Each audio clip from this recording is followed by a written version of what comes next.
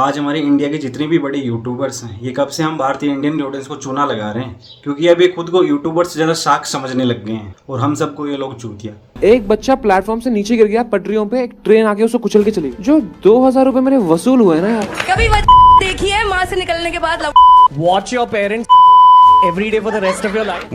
इन लोगों ने foreign YouTuber से व्लॉग, पॉडकास्ट और रोस्टिंग तो पहले से ही कॉपी कर ली और हमें लगता है कि भाई इन्होंने क्या ही नया बना डाला, एकदम मिरेकल जैसा।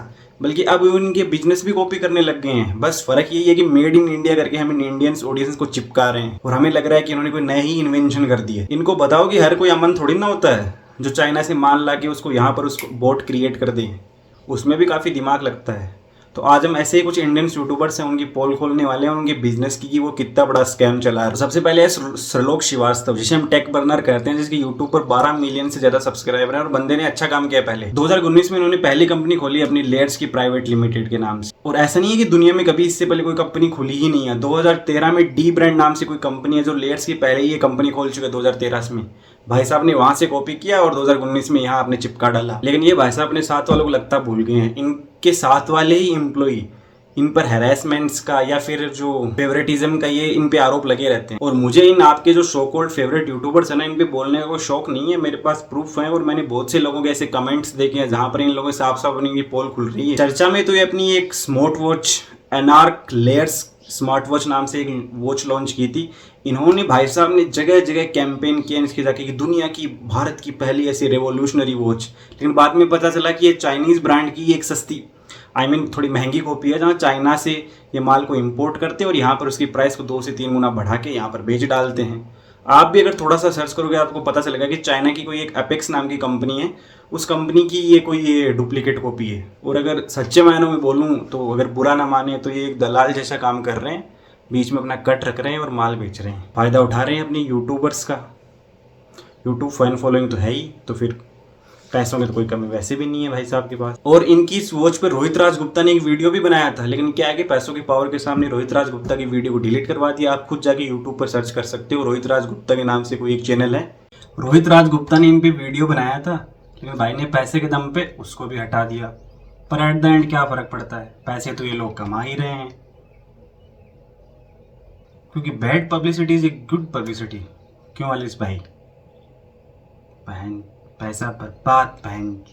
नो ये नहीं बोलूँगा, क्योंकि ये जो हमारे अगले बिजनेसमैन यूट्यूबर हैं उनको ये अच्छे से पता है। भाई साहब को भले ही महिलाओं और लड़कियों के बारे में पब्लिक में क्या बोलना है पता नहीं है, क्योंकि ये इनका जॉनर नहीं है ना, लेकिन बिजनेस इनको अच्छे से पता है। एक वीक में जितने दिन नहीं होते ना, उतने तो इनके ज़्यादा बिजनेस हैं। Watch your parents every day for the rest of your life.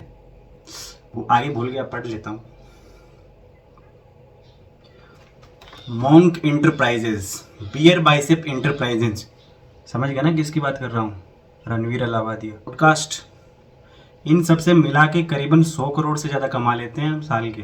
और इसके अलावा ये आपको भाई कंटेंट भी सजेशन करते हैं, और अगर शादी हो रही है और शादी में क्या पहनना है ये भी भाई सजेस्ट करते हैं अपने यहाँ। बियर बाइसेप फैशन के नाम पे कुछ शो चला रहे हैं, कोई एक यूट्यूब चैनल चला रहे हैं जहाँ पर आप सूट कैसे पहनते हैं। अरे भाई गरीबों के पास शर्ट पैंट के पैसे नहीं और तू उन्हें 10-10 हज़ार के शूट पहनने के बोल रहे हैं। लेकिन बिजनेस का बल को बल अच्छे से पता है, पब्लिक में क्या बोलना है, कुछ भी बोल रहे हैं, क्योंकि ये इनका जोनर नहीं है ना बेचारे का। लेकिन बिजनेस बहुत अच्छे से जानते तो हमारे अगले बिजनेसमैन यूट्यूबर भी हैं, लेकिन इनसे ज़्यादा हम उनके बारे में जानते हैं। पीयूष खाना खा रहा है, पीयूष स्कूल जा रहा है, पीयूष पोटी कर रहा है, ये सब जानते हैं। मैं बात कर रहा हूँ सौरव जोशी ब्लॉग्स की। भाई ने ब्लॉग्स बहुत अच्छे बनाए, पूरी इंडिया में सबसे बड़े व्लॉगर बन गए। और इसके बाद चौथे हमारे गुरुजी, हमारे यूट्यूब के पापा गैरी मिनाटी। तो कैसे हैं आप लोग? भाई ने यूट्यूब पे 45 मिलियन से ज़्यादा सब्सक्राइबर हैं इसके। एशिया का इंडिविजुअल सबसे बड़ा यूट्यूब चैनल, 12 मिलियन से ज़्यादा इसके कैरीज लाइव पे हैं। पैसों की कोई कमी नहीं है, लेकिन भाई ने फिर भी बिजनेस में अपना हाथ आजमाया और इसको एक अलग से कीड़ा लगा हुआ है म्यूजिक का। और इसकी भी म्यूजिक में उतनी ही समझ है जितनी उर्फी जावेद की एक्टिंग में है। ए रूपाली पकड़ मेरी डाली, आपको तो याद ही होगा ये कितना अच्छा गाना था। लेकिन भाई ने तो दूसरा गाना निकाला ना, यलगार ने, टॉप नॉच था भाई। तो ये कुछ मेरी तरफ से कुछ ऐसे थे जो मैंने इनका एनालिसिस किया और उसके बाद मेरे को पता चला कि यार इनकी कैसे बिजनेस कर रहे हैं। इनमें से सच बताऊं तो रणवीर अलाहाबादी का बिजनेस प्रॉफिटेबल रहा है और शर्लोक श्रीवास्तव प्रॉफिटेबल थे, लेकिन उन पे बहुत सारे एलिगेशन लगते रहे टाइम टाइम पे। सौरव जोशी के बिजनेस के बारे में इतनी ज़्यादा खबर भी नहीं है, आपको यूट्यूब पे या नेट पे नहीं मिलेगी, लेकिन फिर भी मैं नहीं मानता। और कैरी मिनाटी इनका भी ठीक ठाक चल रहा है। तो ये मेरी तरफ से कुछ एनालिसिस था। जय हिंद, जय भारत। सब्सक्राइब वाले बटन है, इसको चप्पल फेंक के मारो या कुछ भी करो, लेकिन इसको लाल करो यार जल्दी। तुम क्या है ये सब।